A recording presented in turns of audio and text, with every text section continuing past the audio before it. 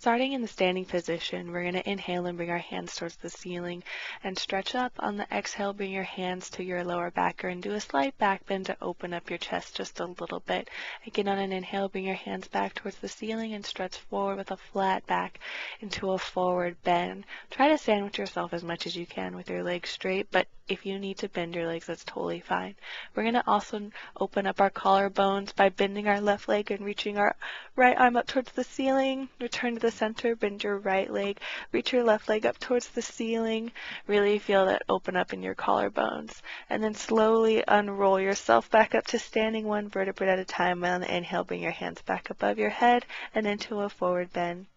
Next, we're going to open up our shoulders by clasping our hands behind us while we're doing the forward bend. This is really great. I do this probably a couple of times a day. Just really breathe through it, and then on the exhale, when you're ready, just unclasp your hands and then go into a flat back and walk your way out to your downward dog. Try to reach your heels towards the mat. If you're not there yet, that's fine. Everyone starts somewhere. And then you're going to roll out to your plank pose. Make sure your wrists are under your shoulders, and we're going to do a tricep push-up halfway, and then breathe into your upward dog, and unroll back to your downward dog.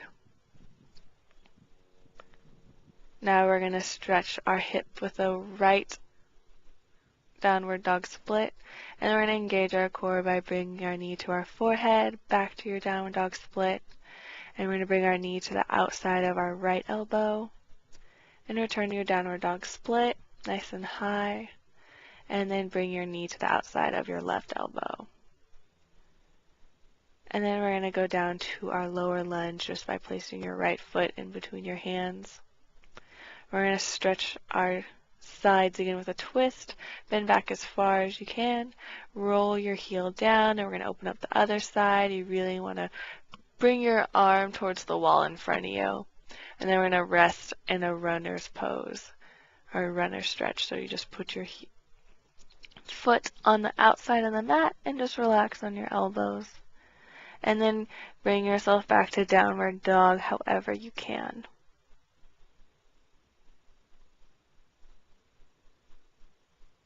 We're going to go right into the other side by bringing your left leg up for downward dog split. If you have the availability in your stretch, you can bend your leg back behind you to stretch your hip even more. And we're going to bring a knee to your forehead, back to downward dog split. Then bring the knee to the outside of your left elbow, back to your downward dog split, nice and high. And then your knee to your right elbow. And we're going to go back to the lower lunge. I'm going to reach your left arm up. And you can twist, try to look back as far as you can, maybe even see the wall behind you. And roll your heel down to stretch again towards the front of the room. And then we're going to rest again in runner stretch.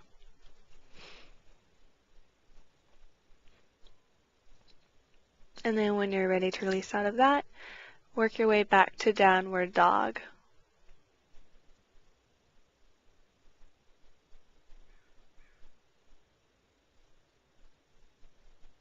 Again, we're going to roll out to our plank pose, and then lower yourself down. I went on my knees first, or you can lower it completely flat in a plank, and we're going to grab the insides of our ankles, and you're going to pull your chest back by pulling your legs up to the sky. You can either look up towards the ceiling or look out in front of you, and then release out of that by pulling your ankles towards your hips to release your quadriceps.